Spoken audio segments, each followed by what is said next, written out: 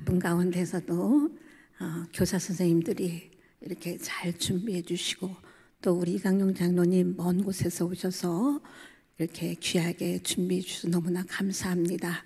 이곳에 함께 하신 모든 성도님들에게 하나님의 은혜와 평강이 함께 하시길 바랍니다. 아멘. 네, 어느덧 7교회를 이제 오늘까지 해서 완성을 합니다. 요한복음 3장 19절에서 마지막 절까지 이제 오늘은 한번 보겠습니다.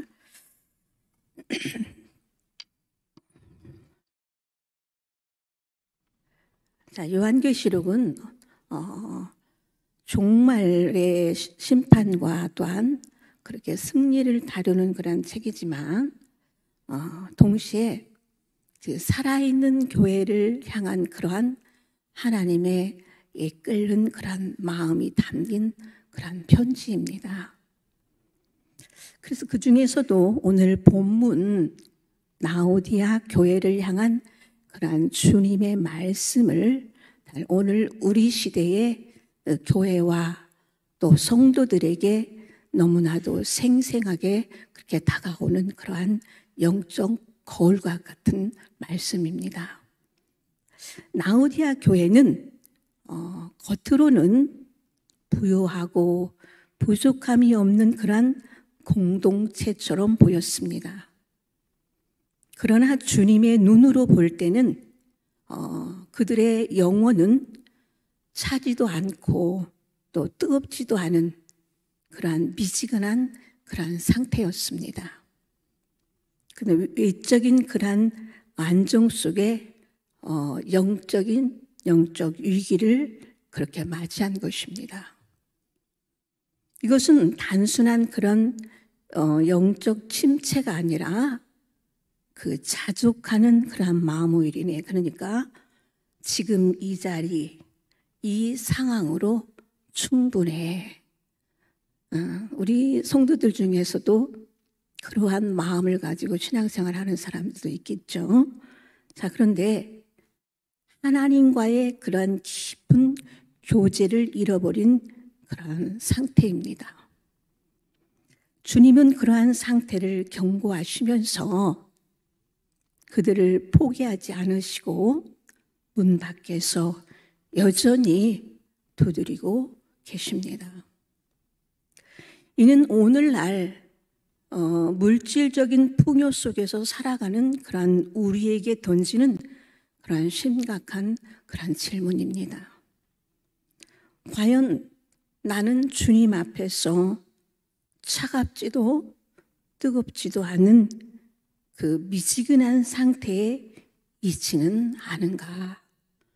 우리가 각자 나에게 이 시간에 질문해 보시기 바랍니다. 주님은 우리와 다시 식탁을 함께하기를 원하시며 또 영적인 눈을 떠서 진정한 부유함으로 나오기를 원하시고 계십니다. 이 시간 말씀을 듣는 가운데 주님께 근심과 책망 가운데 있었던 그러한 나의 신앙의 영적 상태가 다시 회복되고 또 친밀함으로 회복되는 그러한 은혜의 시간이 되시기를 소망합니다. 자, 본문 19절을 보겠습니다.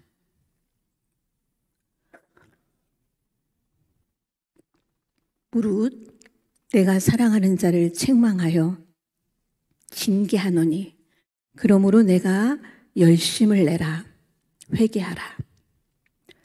자, 본문 19절에는 구원의 하나님과 관련해서만 나오는 그러한 아주 익숙한 두 단어 책망과 징계가 나옵니다. 논리적으로 생각해 보면 우리를 원수의 손에서 값주고 사신 이상 이제 우리의 소유주는 하나님이십니다. 하지만 지금 라오디아 교회의 성도들은 이러한 엄중한 사실에도 불구하고 앞장에서 살펴본 것처럼 아직도 인생의 기초를 자기에게 두고 살아가고 있습니다. 그래서 주님이 이것을 책망하고 징계하시겠다는 것입니다. 하나님의 백성, 그 자녀들에 대해 징계하시는 이유는 히브리서 12장 6절에서 8절에서 볼 수 있습니다. 주께서 그 사랑하는 자를 징계하시고 그가 받아들이는 아들마다 채찍질 하심이라 하였으니 너희가 참음은 징계를 받기 위함이라. 하나님의 아들과 같이 너희를 대우하시니 어찌 아버지가 징계하지 않는 아들이 있으리요. 징계는 다 받는 것이거늘 너희에게 없으면 사생자요 친아들이 아니니라.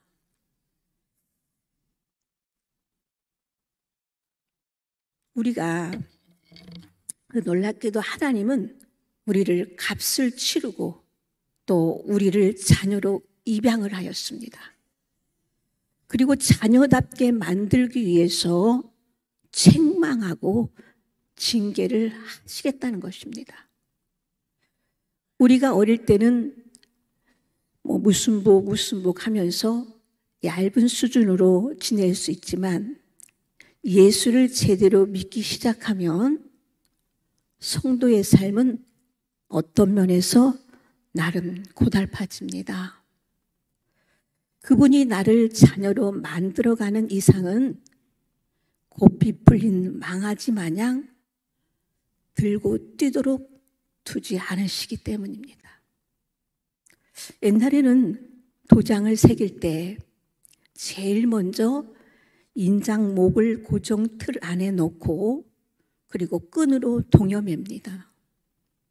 한번 조각돌을 넣고 입바람을 불고는 후비고 또 파냅니다.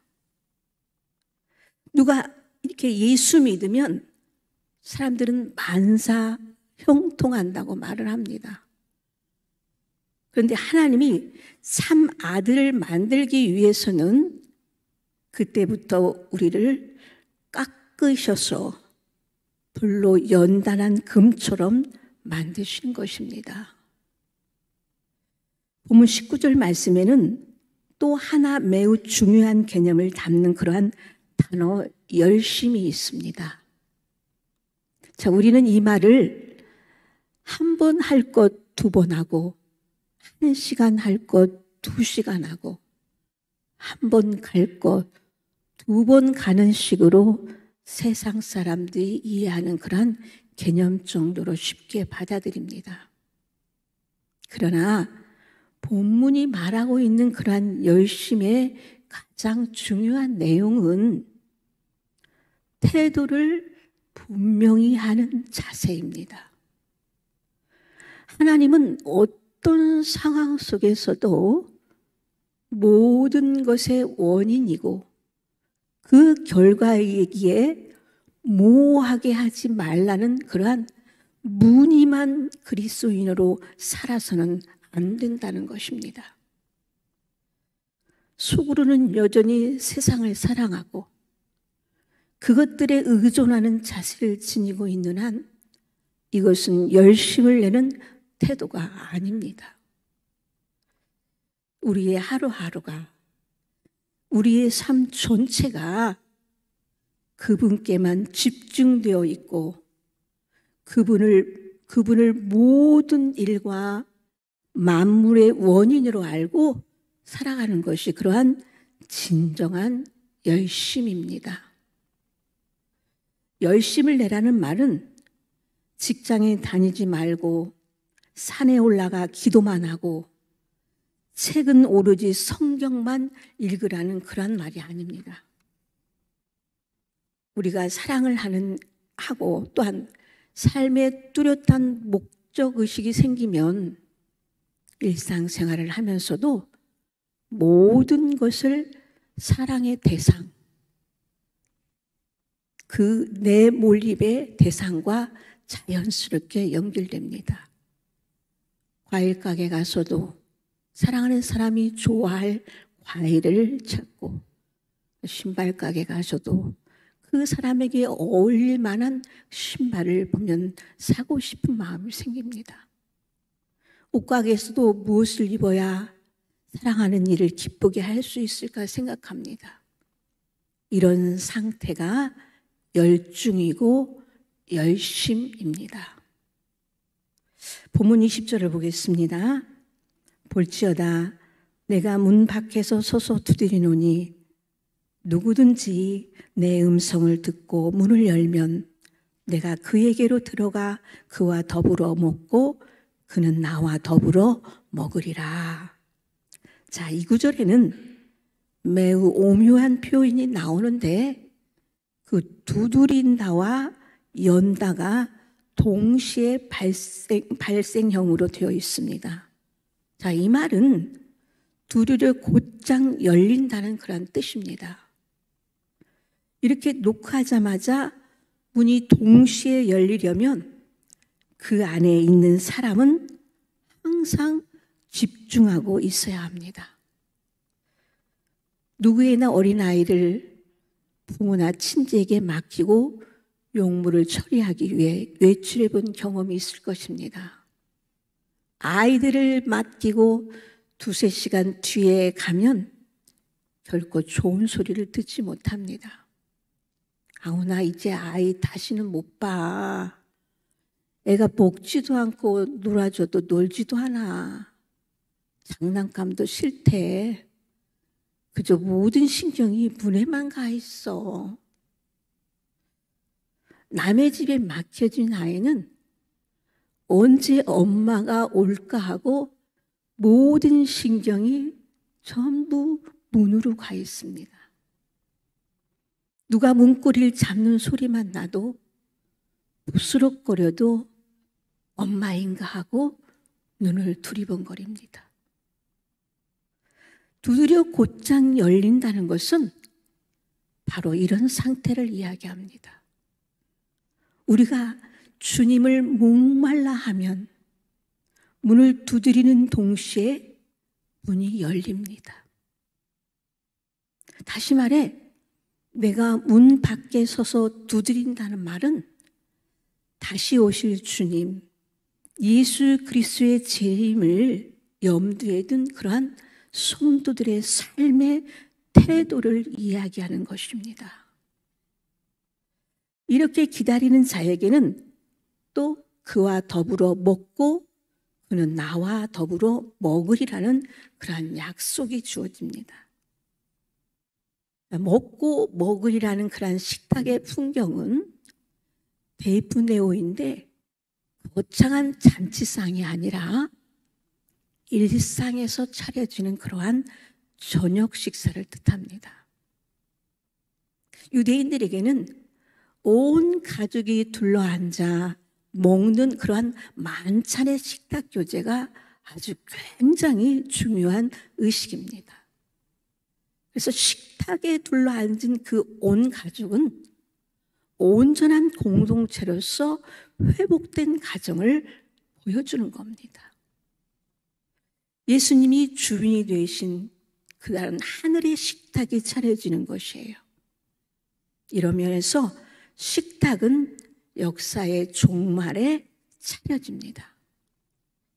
이런 식탁이 등장하는 시편 23편은 다윗이 젊었을 때에 쓴 것이 아니라 인생의 황혼기에 살아온 날들을 그렇게 추억하면서 쓴 그러한 감사시로 보는 경향이 많습니다.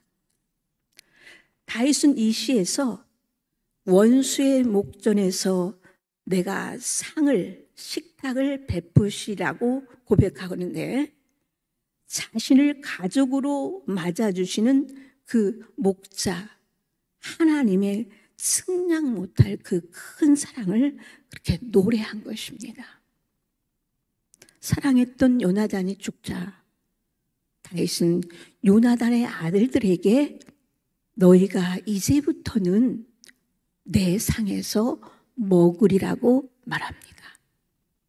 이것도 일종의 그런 수어적인 표현으로 내가 너희를 내 자식으로 거둔다라는 그러한 의미가 있습니다. 자, 본문 20절 말씀이 나오는 그 매우 특이한 표현 하나는 바로 주님이 서 계신다는 것입니다. 성경은 종말과 관련하여서 주권자이신 주님을 묘사할 때 항상 앉아 계신다라는 그러한 표현을 사용하고 있습니다. 자, 그런데 이 구절은 종말에 일어날 그러한 상황을 말하고 있음에도 불구하고 주님이 서 계십니다. 이것은 종말이 아직 도래하지 않은 그러한 사건이지만 오늘 그 일이 일어날 것처럼 살라는 그러한 촉구를 담고 있기 때문인 것입니다. 우리 그리스도인들은 마땅히 오늘이 마지막 날인 것처럼 예수 그리스도를 기다리는 마음으로 살아야 합니다. 옛날 어머니들은 식구 중 누가 먼 길을 떠나 오랫동안 집을 떠나 있으면 그 식구를 기다리는 그러한 마음으로 밥을 지을 때 그 가족의 몫을 항상 따로 담아 놓습니다.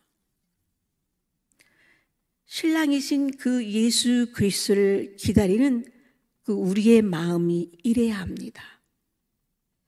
그리고 신랑이 신부에게 가장 요구하는 것은 혼수가 아니라 서로에 대한 그러한 정절입니다.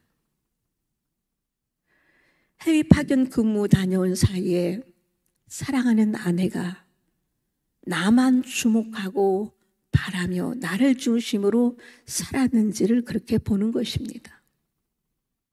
이렇게 신랑에게 집중되어 있는 그러한 열렬한 태도가 바로 열심을 내라는 그러한 말입니다. 그러나 라오디아 교인들은 이렇게 살지 않았습니다. 이래도 좋고 저래도 좋은 모습, 여기도 발 얹고 저기도 발을 얹은 그런 미지근한 상태로 불분명하게 살았습니다. 우리는 이런 점에서 라오디아 교회처럼 되어서는 안 된다는 것입니다. 우리의 일상은 신랑을 기다리는 그러한 신부의 순정과 그렇게 애틋한 고대로 가득해야 한다는 것입니다. 라오디아 교회에 대한 그러한 주님의 책망은 단순한 그 한 교회에 대한 심판이 아니라 우리 모두에게 주시는 경고이며 동시에 회복의 메시지라는 것입니다. 어느 한 겨울밤에 주일학 교사 한 분이 목사님 집에 찾아왔습니다. 그는 한동안 교회에 나오지 않고 있었고 신앙생활도 점점 식어가고 있었습니다. 방 안의 벽난로에 그렇게 따뜻한 불이 타오르고 있었고 목사님은 말없이 그 앞에 앉으라고 했습니다. 잠시 후 목사님은 난로에서 집게를 들어 한 덩이 숯불을 꺼내어 벽난로 밖에 따로 놓았습니다. 불꽃이 살아있던 그 숯은 금세 불이 꺼지며 서서히 잿빛으로 식어갔습니다. 교사는 아무 말 없이 그 모습을 바라보다가 조용히 말했습니다. 제 신앙이 지금 저렇네요. 처음엔 불타오를 올랐는데 지금은 점점 식어가고 있어요. 목사님은 부드럽게 말했습니다. 하나님은 윤 선생님의 열정을 빼앗지 않으셨습니다. 단지 윤 선생 스스로 공동체에서 멀어지고 말씀과 기도에서 멀어져 주님과의 거리가 멀어지고 말았습니다. 목사님은 벽난로에서 꺼냈던 한 덩이 숯을 다시 벽난로에 집어넣었습니다. 그러자 금세 활활 타오르기 시작했습니다. 자, 그 다음은 여러분의 묵상에 맡기겠습니다. 사랑하는 성도 여러분, 주님께서 우리를 향한 그 변함없는 그 사랑과 은혜를 우리가 다시 한번 깨닫고 미지근함을 버리고 그 뜨거운 열정으로 그렇게 주님을 섬기는 삶을 살아가시기를 축복합니다. 오늘 수요 예배를 주관하는 그런 교육부 교사들 역시 저는 요즘 교사들을 보면서 토요일은 그 성경 공부와 함께 또 즐거운 담소와 앞으로 해야 될 그 계획들을 나누며 또 새벽 기도를 한 두 분 정도가 또 새벽 제단을 쌓고 있어요. 그래서 교육부의 미래가 보이는 것 같아서 너무 행복하더라고요. 자, 그런데 우리가 이 말씀을 좀 깊이 새기시기 바랍니다. 우리의 삶을 돌아보고 또 나에게 주신 그러한 사명이 있습니다. 근데 그 사명이 정말 불타오르는 그러한 믿음으로 뜨뜻 미지근한 그러한 상태가 아니라 우리가 여기 이 라오디아에는 그런 안약이 이렇게 발달되어 있어요. 그런 그 영적인 의미는 영의 눈을 뜨기 위해서, 영의 눈이 열려서 정말 하나님이 우리에게 그 말씀하시는 것들을 깨달을 수 있도록 오늘 본문 말씀에 그 말씀이 나오잖아요. 그러니까 여러분이 영적으로 눈을 떠서 나의 믿음의 상태, 교회 현재의 성도들의 모습 이런 것들을 바라보면서 여러분의 자신이 내가 어느 상태인지 신앙생활을 해도 너무 무의미한가? 그러면 여러분들 정신을 차리고 깨어서 다시 여러분의 믿음을 발동을 걸어야 돼요. 그러나 나 혼자만 해서는 안 돼. 말씀 가운데, 기도 가운데 묵상하면서 몸부림치는 그런 몸부림이 있어야 돼요. 그래서 그 불타오는 믿음으로 다시 일어설 수 있도록 주님의 도우심을 구하시는 여러분들이 되시기를 주님의 이름으로 축복합니다.